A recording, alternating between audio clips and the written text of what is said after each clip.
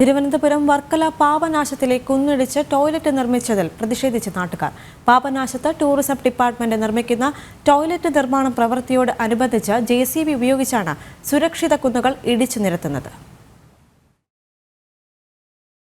വർക്കല പാപനാശത്ത് ആധുനിക രീതിയിൽ നിർമ്മിക്കുന്ന ടോയ്ലറ്റ് ബ്ലോക്കിനോട് ചേർന്നുള്ള മുൻഭാഗം തറയോട് ചേർത്ത് ലെവൽ ചെയ്യുന്നതിന് കൂടുതൽ മണ്ണ് വേണമെന്നിരിക്കെയാണ് പുറമേ നിന്ന് മണ്ണ് എത്തിക്കുന്നതിന് പകരം തൊഴിലാളികൾ കുന്നിന്റെ ഒരു ഭാഗം JCB ഉപയോഗിച്ച് ഇടിക്കുന്നത്.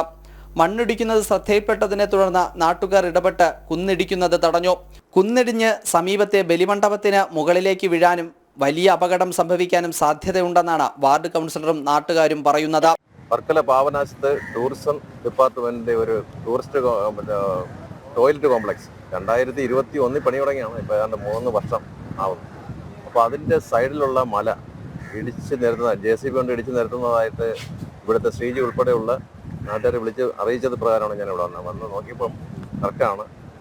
നല്ല രീതിയിൽ മല ഇടിച്ചിട്ടുണ്ട്. JCB വെച്ച് തന്നെ അവർ ഇടിച്ചിട്ടുണ്ട്. അത് അവിടെ ഫില്ല് ചെയ്യാനെന്നുള്ള ഒരു കാരണമാണ് അവർ പറയുന്നത്. പക്ഷേ അത് എന്തായാലും അവിടെ ആ ഇടിച്ച് കുറച്ചും കൂടി പ്രദേശം ഒന്ന് വലുതാക്കാനുള്ള ഒരു ശ്രമം കൂടി അതിനകത്തുണ്ട്.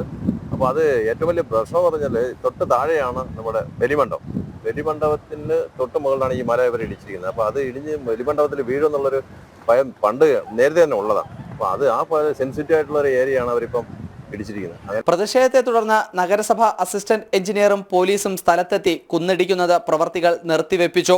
ഇടിച്ച ഭാഗത്തെ അപകടം ഒഴിവാക്കുന്നതിനായി കോൺക്രീറ്റ് വാൾ കെട്ടി ബലപ്പെടുത്തുമെന്നും ഉദ്യോഗസ്ഥർ ഉറപ്പു നൽകി.